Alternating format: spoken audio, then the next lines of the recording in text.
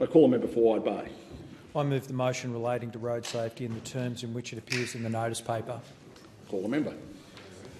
Thank you, Deputy Speaker. Motorists on the Bruce Highway know what it's like to dodge potholes or to have their bones rattled and tyres burst as they hit big obstructions on a defective road.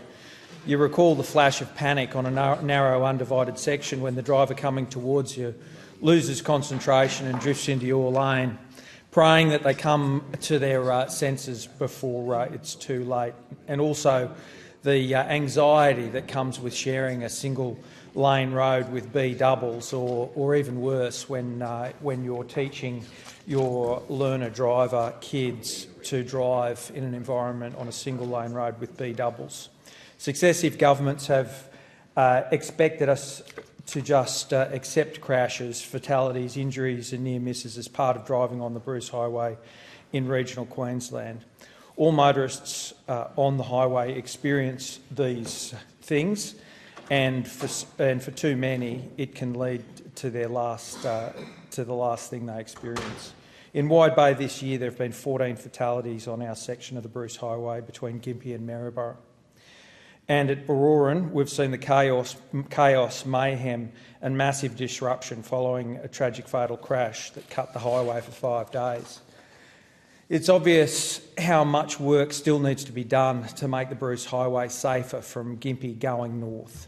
But this work has become much harder by the Albanese Labor government's decision to cut funding to national highway projects from 80% to 50-50 with the states.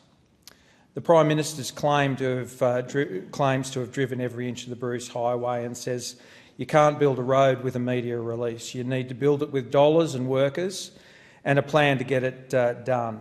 He's right, but only offering 50% of that cost will never get it done.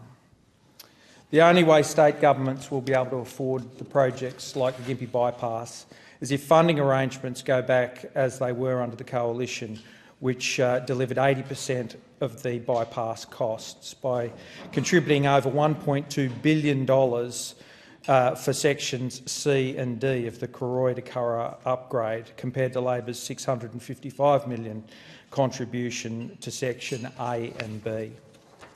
It's important to note that when he was Federal Transport Minister, Prime Minister Albanese also funded section B because the then state Labor government had planned to flood 8 kilometres of the old Bruce Highway with its failed Traveston Crossing Dam. And then he only agreed to fund section A because the state LNP government wanted it done and offered 50% of the project's cost. The RACQ has found that 1,400 kilometres of the Bruce Highway between Gympie and Cairns is undivided, with large parts rated at 2 stars out of a 5-star safety rating, and that those travelling on the same stretch of highway are 5 times more likely to be killed than those driving between Sydney and Melbourne. This is truly appalling. The government must restore its 80% funding share and work with Queensland Government to prioritise and fast-track projects to make the highway from Gympie to Cairns as safe as it is from Gympie to Melbourne. No one can afford the years of procrastination and delay that this government will cause with its funding cuts, which doesn't only increase risk but guarantees tragedy. I've personally seen what a difference that an upgraded world-class 4-lane divided highway makes. In Wide Bay, from Koroy to now Gympie, we have that road as a result of, as I said, partially the Labor government but predominantly the Coalition government. I worked as an accident investigator on the old highway.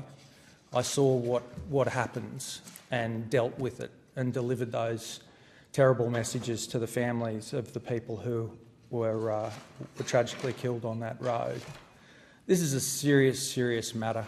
This is infrastructure that the government provides to the people of Queensland. This is infrastructure that's killing the people of Queensland. And we need to do better. Everyone needs to do better. State, federal, Labor, Coalition. We all need to do better.